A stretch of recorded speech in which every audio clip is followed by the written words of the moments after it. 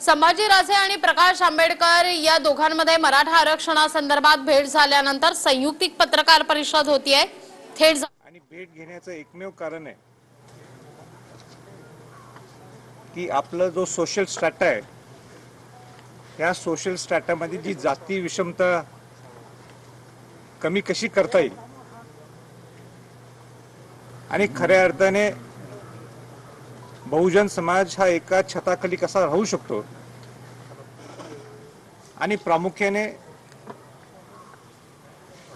जी ideology Rajshri Chhatrapati Shahu Maharaj आणि doctor Babasaheb आंबेडकरांनी जी आमच्या दोघांच्यासाठी जी पुढे ठेवली आहे ही समाजाच्या पुढे कशी नेता येईल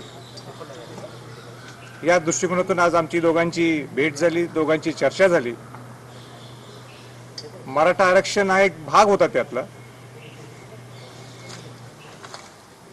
त्यांनी सुद्धा काय नेमकं करता येईल, कसं पुढे जाता येईल तेही त्यांनी आपले 1-2-3 मुद्दे आम्हाला सांगितलेले आहेत। पण तो आरक्षणाचा मुद्दा असताना सुद्धा ही जाती विषमता कशी कमी करता येईल हा त्यातला दृष्टिकोन होता।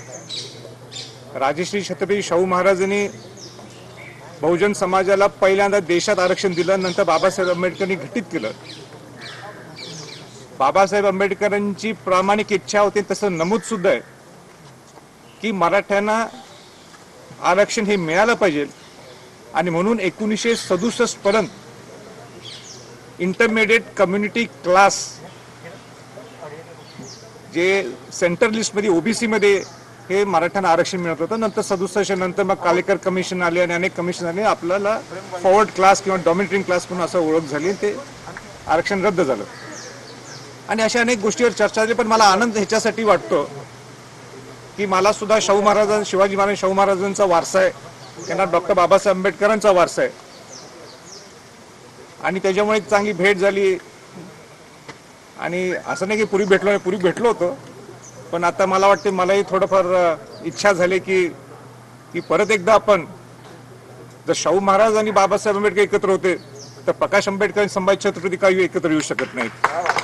म्हणून त्या दृष्टिकोनातून ही भेट होते आणि परत एकदा जीवाचे संबंध वाढू देत हा त्याचा दृष्टिकोन होता। मी बोललो संभाजी महाराजांचा जो विषय हातात घेतलेला आहे मराठा आरक्षणाचा,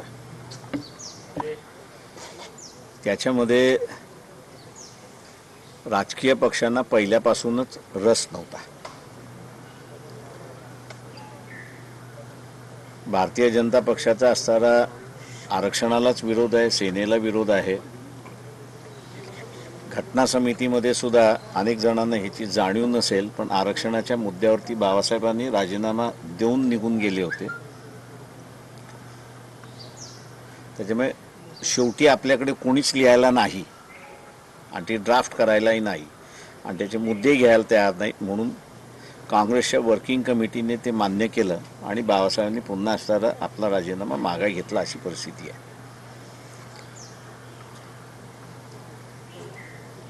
आरक्षण हे जसं समाजाला व्यवस्थेशी जोडण्याचा एक असणारा भाग आहे, तसं आरक्षण हे एक ॲडमिनिस्ट्रेशनचं सुद्धा प्रिन्सिपल या ठिकाणी होत चाललेलं आहे। परंतु इथला राज्यकर्ता ते ॲडमिनिस्ट्रेटिव्ह प्रिन्सिपल आहे असं मान्य करायला तयार नाही आहे आणि म्हणूनच त्याच भूमिकेला सुप्रीम कोर्ट त्या ठिकाणी टिकलेला आहे। चर्चेच्या दरम्यान असणारं आत्ता हा प्रश्न पुढे घेऊन जायचा असेल तर राज्यसत्तेची गरज आहे, हा त्याच्यातला सगळ्यात मोठा गाभा आहे। तो गाभा ह्याच्यासाठी आहे की पहिली घटना दुरुस्ती जी झाली ती आरक्षणावरतीच झाली आणि ती दोराई स्वामीच्या जजमेंटच्या पार्श्वभूमीवरती झाली। ती पहिली घटना दुरुस्ती सुद्धा बाबासाहेबांनी स्वतःहून पार्लमेंटमध्ये पायलट केली। करत असताना त्यांचं भाषण हे असणारं सगळ्यात महत्त्वाचं आहे की त्यांनी असं म्हटलं होतं की आम्ही जी एक खिडकी खुली केली होती, आरक्षण हे ॲडमिनिस्ट्रेटिव्ह प्रिन्सिपल म्हणून मान्य करण्यासाठी, ते सुप्रीम कोर्टाच्या ह्या निर्णयाने बंद झालेलं आहे आणि म्हणून येणाऱ्या सरकारला आरक्षणाचा मुद्दा हा नेहमीच त्रासदायक ठरणार आहे. नव्हे तर हा कधी कधी एवढं डोकं वर काढेल की राज्यसत्ता चालवायलाच कठीण होईल अशी असणारी परिस्थिती आहे. इन्स्टिट्यूशन म्हणून आपल्याला असं मान्य करावं लागतं की सुप्रीम कोर्ट एक महत्त्वपूर्ण इन्स्टिट्यूशन आहे.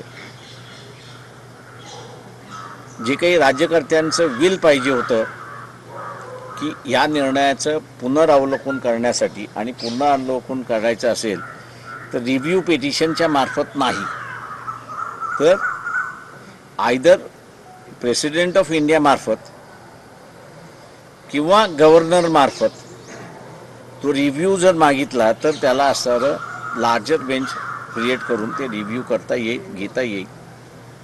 आणि ते जर करायचं असेल तर म्हणून मगाशी म्हणालो की राज्यसत्तेची गरज आहे. राज्यसत्ता असेल तर आपण गव्हर्नरच्या माध्यमातून तो रिव्ह्यू त्या ठिकाणी मागू शकतो आणि कोर्टाची निर्णयामुळे जी काही अडचण आलेली आहे त्या अडचणीला ओव्हरकम करता येतं अशी असणारी परिस्थिती आहे. तेव्हा हा एक मार्ग मला सर्व त्या ठिकाणी दिसतोय.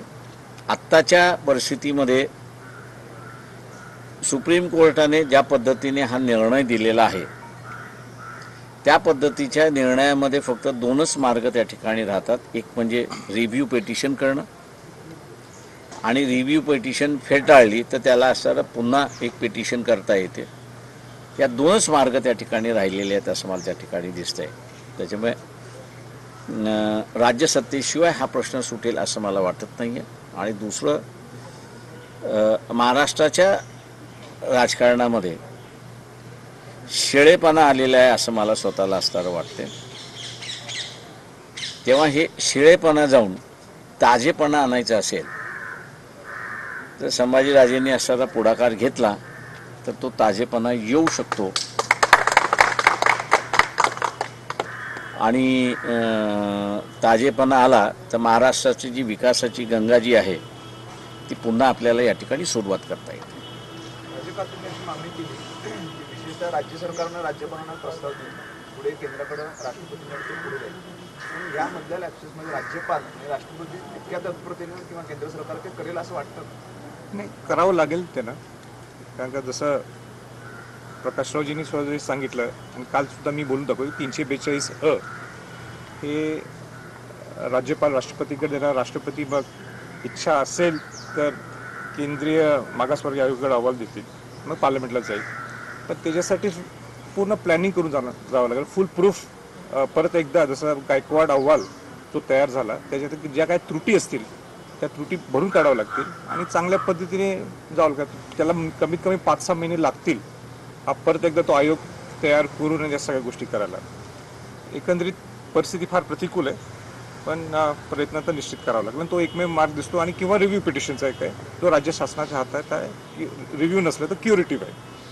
तर राज्यातल्या आता भेटी तुमच्या झालेल्या आहेत, राज्यातल्या भेटी घ्यायच्या तुमच्या झालेल्या आहेत, आता दिल्लीमधल्या कुणाच्या भेटी घेणार आहात? आणखी संजय राऊत म्हणाले की हा विषय आता केंद्रामध्ये आहे आणि तुम्ही नरेंद्र मोदींची भेट घ्यावी, आम्ही पण तुमच्यासोबत. नाही, आता एवढंच ठरलंय की लवकरच्या लवकर गोलमेज परिषद हे दिल्लीत घ्यायची आहे.